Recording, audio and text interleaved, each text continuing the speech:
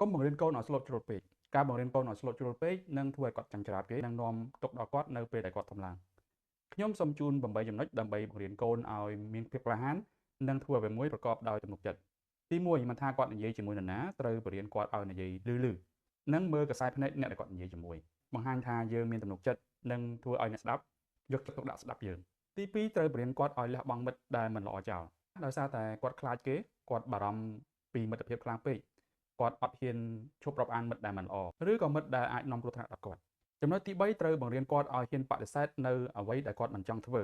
សកម្មភាពខ្លះគឺអាចនាំទុក្ខដល់គាត់អាចប៉ះពាល់អារម្មណ៍គាត់ឬក៏អាចគ្រោះថ្នាក់ដល់គាត់ប៉ុន្តែដោយសារតែគាត់ជាមនុស្សស្លូតពេកឬក៏មនុស្សខ្លាចគេគាត់មិនហ៊ានបដិសេធនៅអ្វីដែលគាត់មិនចង់ធ្វើ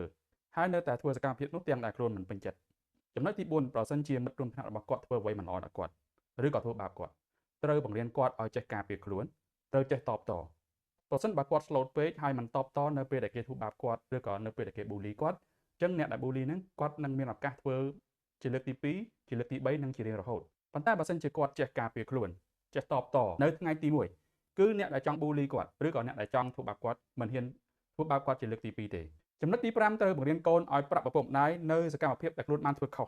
ពេលខ្លះដោយសារតែគាត់ខ្លាចឪពុកម្ដាយគាត់មិនហ៊ានប្រាប់រឿងអ្វីដែលគាត់បានធ្វើខុសទៅឪពុកម្ដាយធ្វើឲ្យគាត់កាន់តែខុសទៅ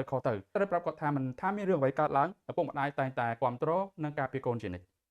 ទី6ត្រូវបង្រៀនកូនកុំឲ្យមានសតិអារម្មណ៍ឬខ្វល់ខ្វាយខ្លាំងពេកពីគំនិតអ្នកដទៃចំពោះខ្លួនយើងមិនថាគេនិយាយអ្វីចំពោះយើងគឺមិនមែនជាកត្តាកំណត់អនាគតរបស់យើងទេទី7ត្រូវបង្រៀនកូនឲ្យនិយាយថាទេចំពោះរឿងអយុត្តិធម៌ប្រសិនបើគាត់ជួបរឿងអយុត្តិធម៌នៅសាលារៀននៅផ្ទះឬក៏នៅទីសាធារណៈគាត់ត្រូវក្លាហានបញ្ចេញគំនិតឬសកម្មភាពដែលមិនគ្រប់គ្រងនៅរឿងអយុត្តិធម៌ទាំងនោះចំណុចទី8ជាចំណុចចុងក្រោយហើយក៏ជាចំណុចសំខាន់ជាងគេគឺត្រូវបង្រៀនកូនឲ្យមានទំនុកចិត្តលើខ្លួនឯងជានិច្ចសកម្មភាពទាំងឡាយណាដែលធ្វើឲ្យទំនុកចិត្តនឹងនាំមកនូវលទ្ធផលល្អ